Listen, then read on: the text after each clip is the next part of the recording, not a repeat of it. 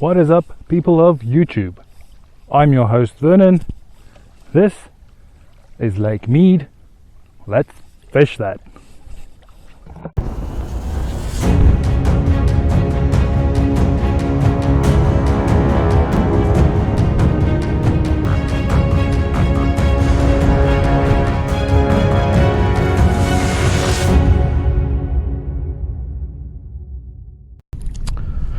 Alright guys, seems like every time I finally get my rod set up, the wind picks up at Lake Mead.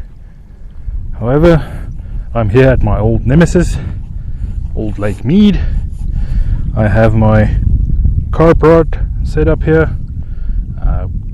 Night times temperatures are very cold. We still have warm days, however the fish know that winter is coming. Hopefully there are still some carp around trying to fatten up for winter. That's why I have my carp rod out there, but this is just a secondary objective. What I am going to try and do today is using different lures imitating bait fish, trying to find ways to entice the fish to go for my lure, making it look like an injured bait fish would be an easier meal. Hopefully there's some fish around and we get to catch one. Okay, let's make first cast.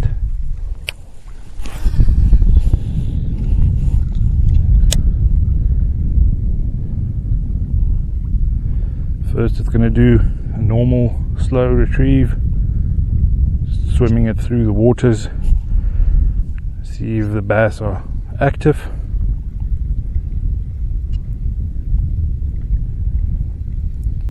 Nice thing about this little lipless crank is you can cover a lot of water quickly with just a normal slow retrieve. Alright, so clearly a straight retrieve isn't getting any bites. So what I'm going to do now is I'm going to try and have this little bait swim on the bottom, jerking it around, imitating a fish that has been hit or is injured. Fish that are dying, making it an easier meal, will be thrashing around on the bottom.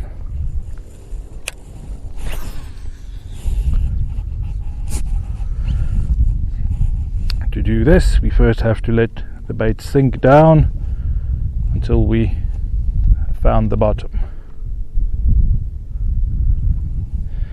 Now we still might have some grass in the area, so this might be a bit difficult, but let's see if we can get something changing the style a bit.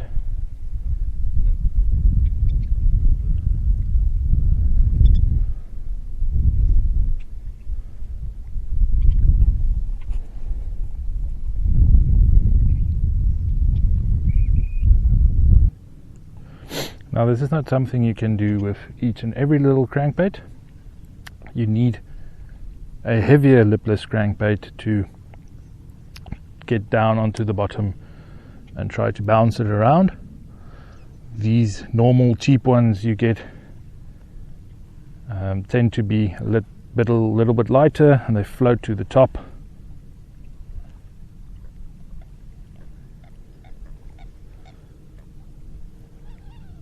So you have to have one that's a bit heavier, that can sink to the bottom, and you kind of just bounce it on the bottom.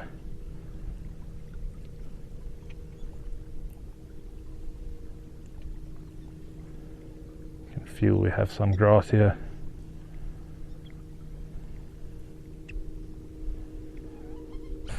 Not having any luck with that, I then swapped out for my top water setup. Actually had a fish come up and swipe at it, wasn't able to catch that fish. Started throwing the top water around a bit, saw something that looked like a crappie, thinking okay, let's switch to smaller lures. I went to my little rooster tail and I actually just managed to hook a fish, a small fish, Didn't kind of believe it, so I didn't do a good hook set, so I lost that fish. But that does give me hope, so I'm going to throw around my little spinnerbait a bit and see if we get anything with that. Okay guys, let's talk about the spinnerbait. The way I'm using this is casting it out there, letting it sink,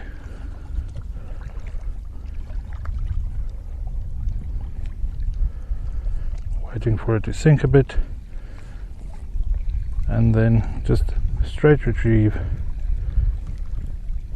a fast action to get the little blade spinning.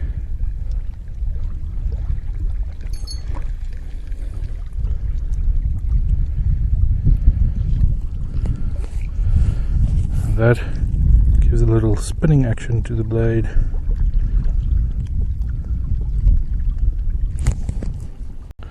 Right, so here's what I'm doing, guys. Casting out, giving the lure some time to sink down,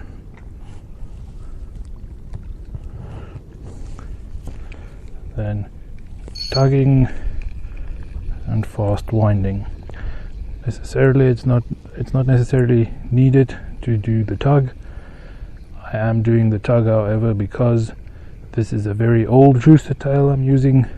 The blades are rusted. They are not working as well as they should. Giving that little tug gets the blade spinning.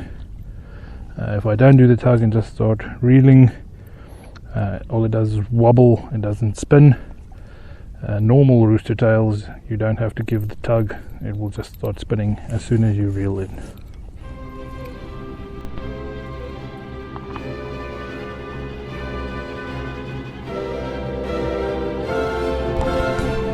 Alright guys, my first bass from Lake Mead.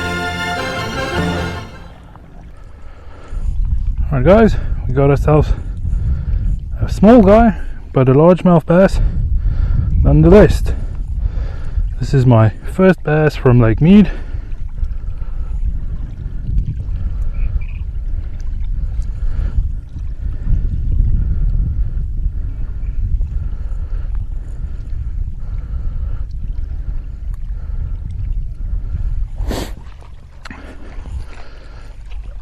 Gonna release this guy here back into the water.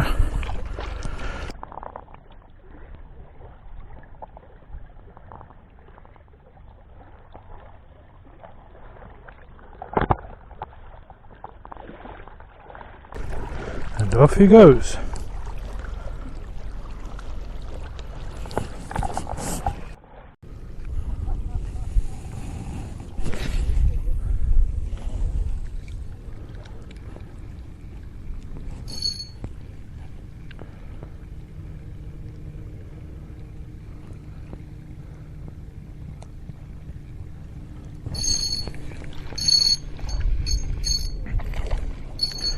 There we go guys, another one.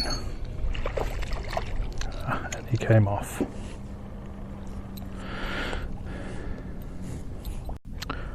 Alright guys, I had something like 3 or 4 opportunities to actually catch some fish on the little spinnerbait. However, I only managed to land the one. I am, however, swapping over to a different color spinnerbait to see whether it's the white color that's attracting them or whether it's the noise and motion of the blade attracting them. So I'll be swapping to different spinnerbaits and seeing if I can get another bite. That way I know whether it's the white color they are interested or the actual noise of the spinnerbait.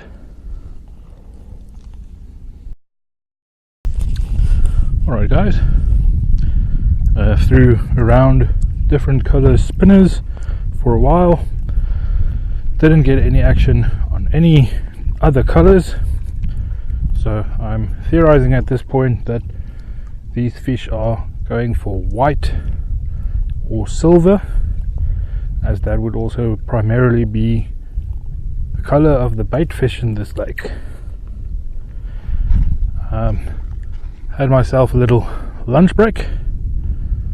I have about an hour or two before I have to leave. This is not the best time to do some bass fishing, but I'm going to use this time to try and find some fish in any case, as I'm already out here.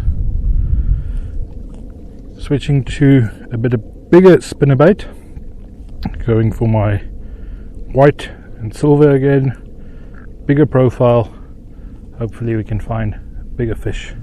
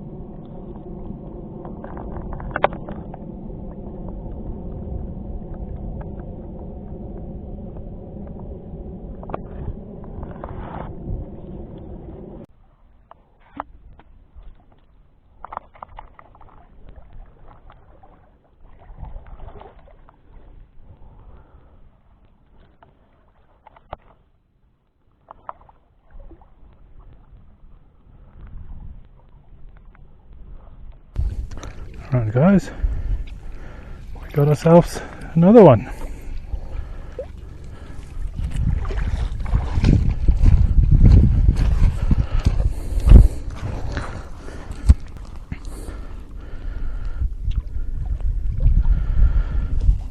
Different colors from the previous one, a lot more gold, not as much spots on this one.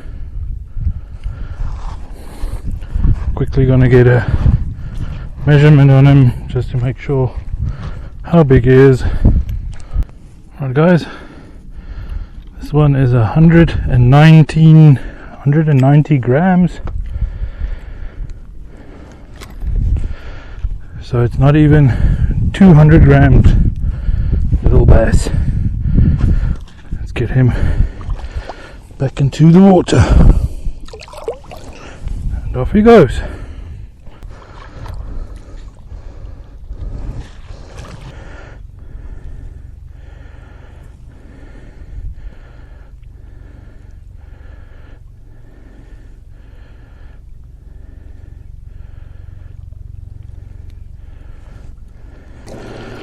Alright guys, he's not gonna let go of my net, but these are one of the main food sources for the bass in this lake.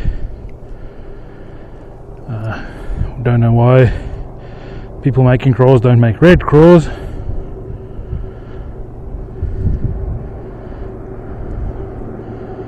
I'm going to put this guy back in the water. Hopefully he will release his grip on my landing net.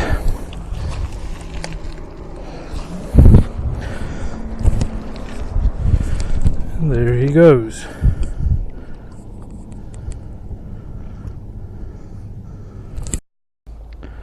Alright guys, it's been a good day here at the lake. Finally got some bass from Lake Mead. But that's unfortunately all the time I have to do some fishing for today. But isn't this just a beautiful place to be? And I think on that note, this is where I'll end this trip.